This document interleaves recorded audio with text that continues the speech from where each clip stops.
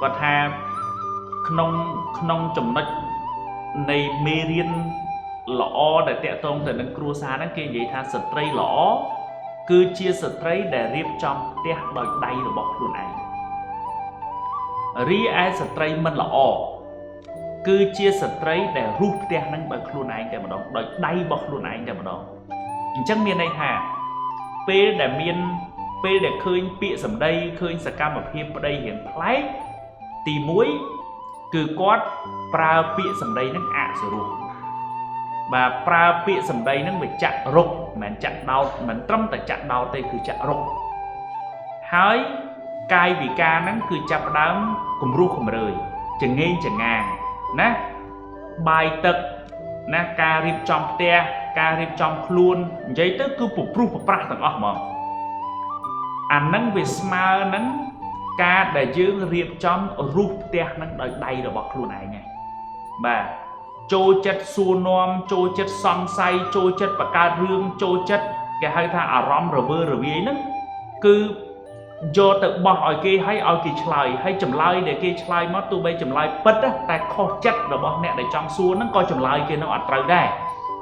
សកម្មភាពទាំងអស់ហ្នឹងយូរទៅគឺរុះផ្ទះហ្នឹងដោយដៃខ្លួនឯងតែម្ដង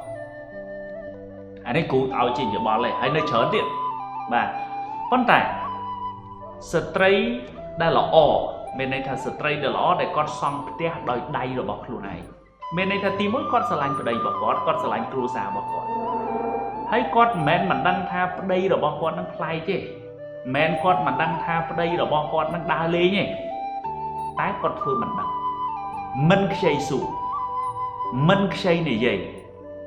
ប៉ុន្តែគាត់រៀបចំខ្លួនរបស់គាត់រៀបចំខ្លួនរបស់គាត់រៀបចំពាក្យសម្ដីរបស់គាត់រៀបចំការងាររបស់គាត់រៀបចំទង្វើរបស់គាត់មានន័យថាភាពជាប្រពន្ធភាពជាគ្រួសារគឺគាត់ធ្វើបានល្អទាំងអស់បាទហើយរឿងកិច្ចការងារមួយចំនួនដែលប្តីធ្វើបានល្អគាត់ទៅសើទៀតបាទហើយពីមួយពេលទៅមួយពេលគឺគាត់ប្រឹងពឺតធ្វើតែរឿងល្អរបស់គាត់ប្រឹងពឺតក្នុងការទាញប្តីទាញគ្រួសារទាញឪពុកម្ដាយទាញបងប្អូននោះបង្កើតបរិយាកាសល្អជាមួយគ្នាដល់ពេលយូរទៅគាត់មានពេលវេលាណាទៅដើរបាទ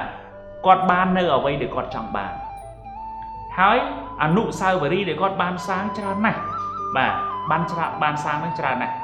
នេះហើយជាគំរូមួយដែលនិយាយថាស្ត្រីដែលល្អគឺជាស្ត្រីដែលគាត់សង់ផ្ទះដោយដៃរបស់ខ្លួនឯង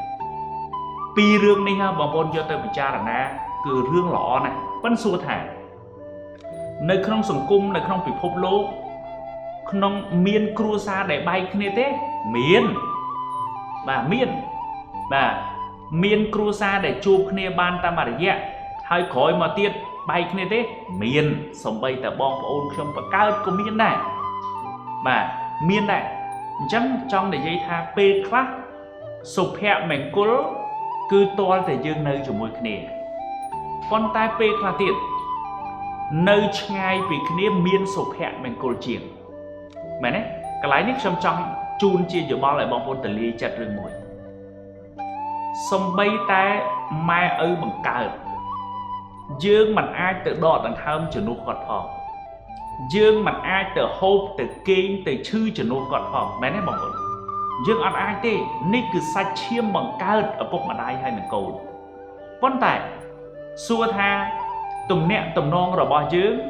ទោះបីជាមិនបាននៅជាមួយគ្នាមិនបានដេកនៅជាមួយគ្នាតែក៏មានសុភមង្គលដែរព្រោះសុភមង្គលនេះកើតចេញពីចិត្តបរិសុទ្ធកើតចេញពីបេះដូងនៃក្តីស្រឡាញ់